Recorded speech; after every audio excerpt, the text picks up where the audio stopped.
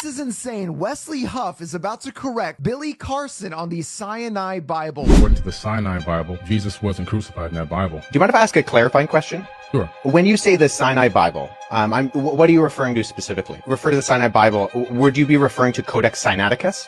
Like the codex that comes... Okay, that's why I was trying to get some clarification. Because I actually have a facsimile. So I have a photocopy of Codex Sinaiticus that I work with in my office. So I have it here.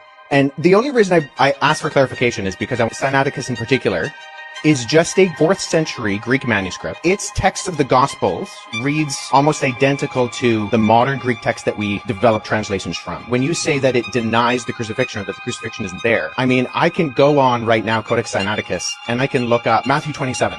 Where it has Jesus being crucified, and that's in Codex Sinaiticus, or John 19, or any of the other ones. So my confusion is that it doesn't read any differently. Where was that piece I found discovered? the text where I was referencing, actually, I misquoted there. It's the Gospel of Barnabas. Never got crucified. As a matter of fact, the Sinai Bible, Jesus was crucified. Well, that doesn't exist in the Sinai Bible. The Sinai Bible. The Sinai Bible. But then you go to the Sinai Bible, in the Sinai Bible, and the Sinai Bible. According to the Sinai Bible, Jesus wasn't crucified in that Bible.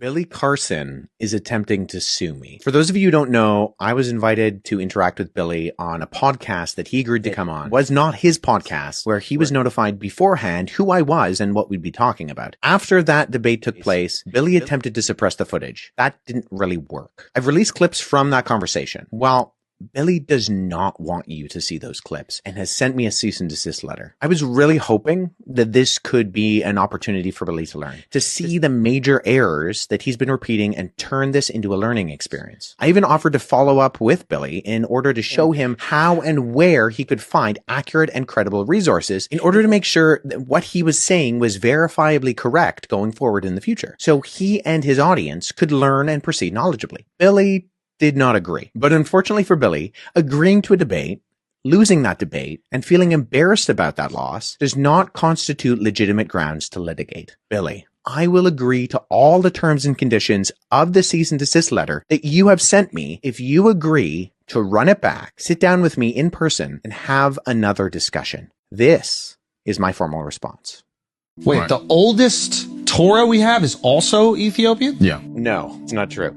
The earliest copies of the first 5 books of the Bible, the Torah, or what's sometimes referred to as the Pentateuch, that are written in Ge'ez, that's the language of ancient Ethiopia, those fall comfortably into the late medieval era. We're talking 14th to 16th centuries AD. We actually know that Syrian missionaries brought versions of the Septuagint, which is the Greek translation of the Hebrew Old Testament, down into Ethiopia, into the kingdom of Aksum early on, and then those were translated into Ge'ez. But it is just patently false that this is the earliest Bible, the oldest Bible. We have fragments of Genesis from the Dead Sea Scrolls that predate the Ethiopian ones by over 1,000 years. So this is just, it's incorrect. Oldest version of Old Testament, Ethiopia. Ethiopia. Oldest version of New Testament, either Sinai or Ethiopia. No to the Ethiopian Ge'ez, being the oldest New Testament, maybe to Codex Sinaiticus. So we have other Greek copies contemporary with Sinaiticus, like Codex Vaticanus and Codex Washingtonianus.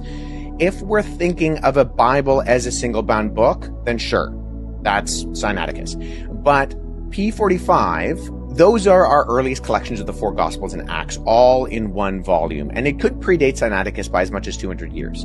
So we also have manuscripts in whole or in part from many individual copies of the Gospels in the 2nd and 3rd centuries.